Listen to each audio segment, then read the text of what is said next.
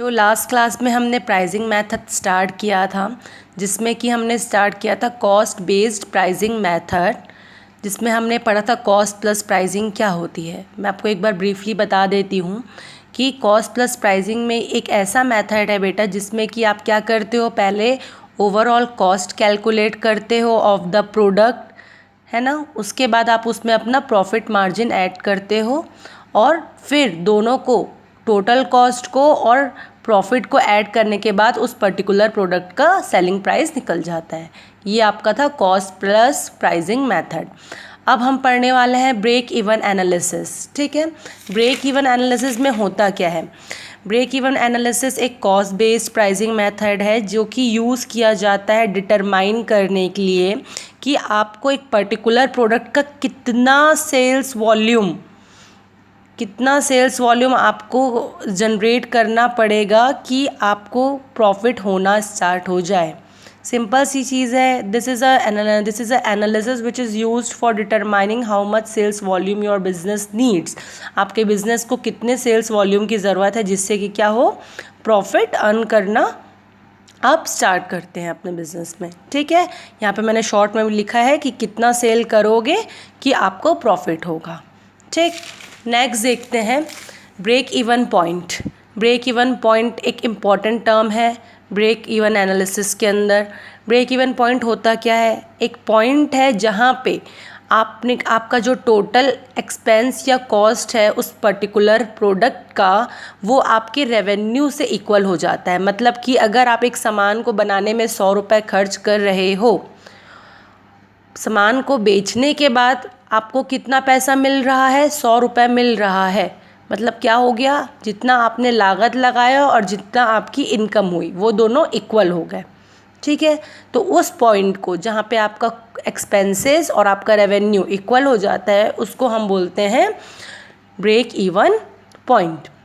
ये कंडीशन होती है आपकी नो प्रॉफिट नो लॉस की कंडीशन होती है। यहाँ पे ना आपको प्रॉफिट होता है ना आपको लॉस होता है। आपको एक प्रोडक्ट को बनाने में 100 रुपये लगे, आपने उस प्रोडक्ट को 100 रुपये में बेच दिया, तो ना आपको प्रॉफिट होगा ना आपको लॉस होगा, और उस पर्टिकुलर पॉइंट को हम ब्रेक इवन पॉइंट बोलते हैं। ठीक है, सबसे पहले आप करेंगे क्या, सबसे पहले आपको ब्रेक इवन पॉइंट अब पता करना है। तो सबसे पहले आप क्या देखेंगे कि टोटल कॉस्ट कितना है। लास्ट लेक्चर में हमने पढ़ा था कि टोटल कॉस्ट क्या होता है, total cost is equal to fixed cost plus variable cost. Fixed cost मतलब कि the cost which can not change with the production output. ठीक है, वो कॉस्ट जो कि प्रोडक्शन के आउटपुट के साथ चेंज नहीं होता है। मतलब कि आप कितना भी प्रोडक्शन करो, आपको कम से कम उतना पैसा तो लगेगा ही। अच्छा, किन चीज़ों पे एक फ़िक्स कॉस्टिंग आती है, जैसे कि रेंट रेट्स पे आती है। आप उस जगह का कितना रेंट पे करते हो, आप प्रोडक्ट का जो प्रोडक्ट के लिए जो रिसर्च एंड डेवलपमेंट करते हो उसमें क्या कॉस्टिंग आती है, मार्केटिंग कॉस्ट क्या है, एडमिनिस्ट्रेशन कॉस्ट क्या है। तो ये सारी चीज़ें क्या है, फिक्स्ड कॉस्ट के अंदर आती है।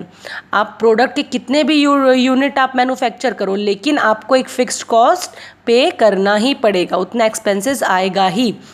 वेरिएबल क्या होता है, वेरिएबल कॉस्ट जैसे कि रॉ मटेरियल का कॉस्ट हो गया, लेबर का कॉस्ट हो गया, जो कि प्रोडक्शन के हिसाब से वेरी करता है। अगर हम ज़्यादा प्रोडक्ट प्रोड्यूस करेंगे तो रॉ मटेरियल ज़्यादा लगेगा, रॉ मटेरियल ज़्यादा लगेगा तो उसकी कॉस्ट ज़्यादा आएगी। तो यहाँ पे क्या होता है, फ्लक्चुएशन होता है कॉस्टिंग का, है ना।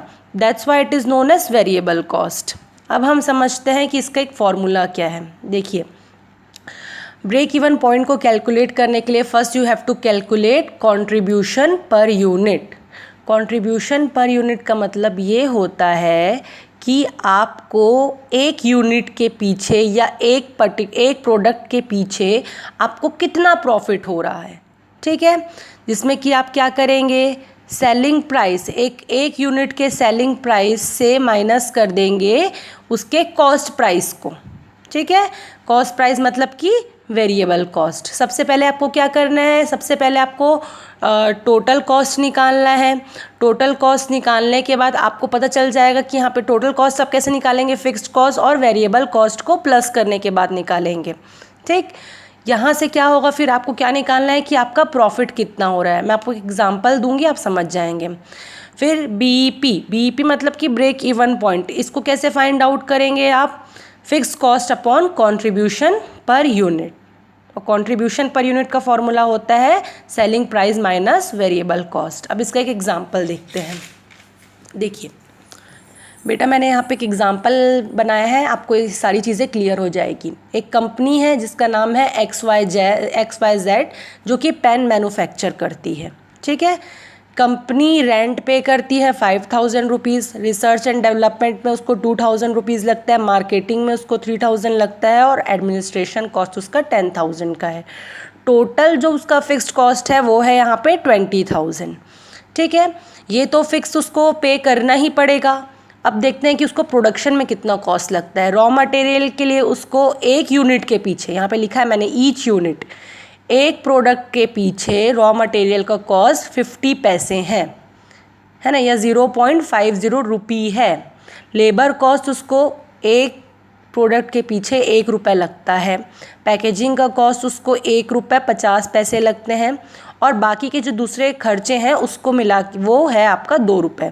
इन सबको आप ऐड करेंगे तो आपका टोटल आ जाएगा, टोटल वेरिएबल कॉस्ट 5 रुपीज़ आ जाएगा, ठीक है। तो अब आपने निकाल लिया है कि फ़िक्स कॉस्ट आपका 20,000 रुपीज़ है, वेरिएबल टोटल कॉस्ट आपका है 5 रुपीज़। वेरिएबल कॉस्ट को हम कॉस्ट प्राइस भी बोलते हैं। अब हमको फाइंड आउट करना है कि आपका सेलिंग प्राइस कितना होगा, ठीक है।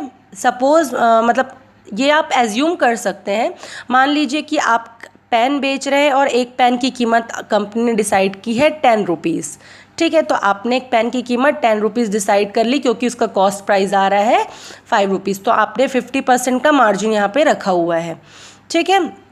अब देखिए होता क्या है, यहाँ पे कंट्रीब्यूशन पर यूनिट आप फाइंड आउट करेंगे। कंट्रीब्यूशन पर यूनिट को फाइंड आउट करने के लिए क्या हो जाएगा, यहाँ पे selling price minus variable cost, इसको मैं SP माइनस CP भी बोल सकती हूँ, मतलब कि selling price minus cost price, ठीक है।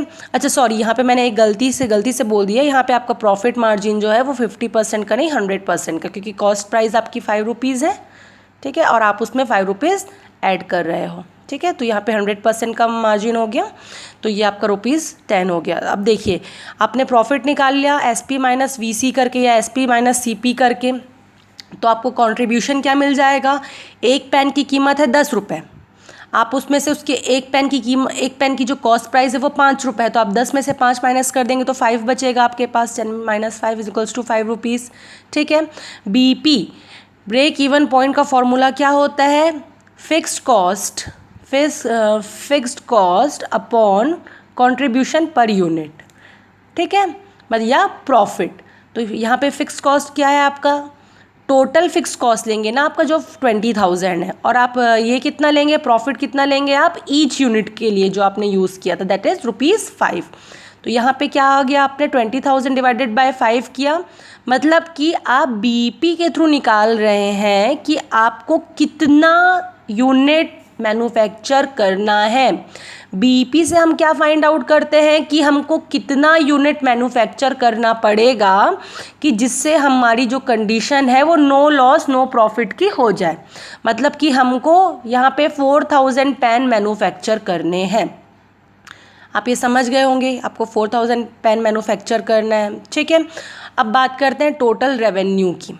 टोटल रेवेन्यू आप कैसे कैलकुलेट करेंगे, एक पेन की कीमत है 10 रुपये, तो 4000 पेन की कीमत कितनी होगी, 4000 इंटू 10 दैट इज़ 40,000 रुपीज़, मतलब टोटल रेवेन्यू कितना जनरेट हो रहा है आपका 40,000, ठीक है।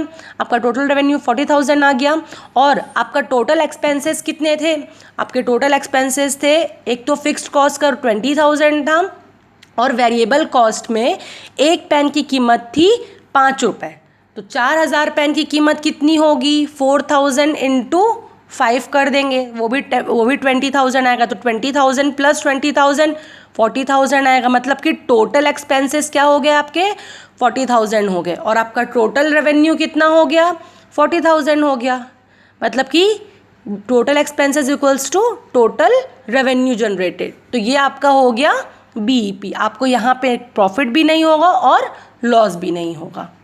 आई होप आपको समझ आया होगा, अगर समझ ना आए तो आप मुझसे डाउट पूछ सकते हैं। Thank you.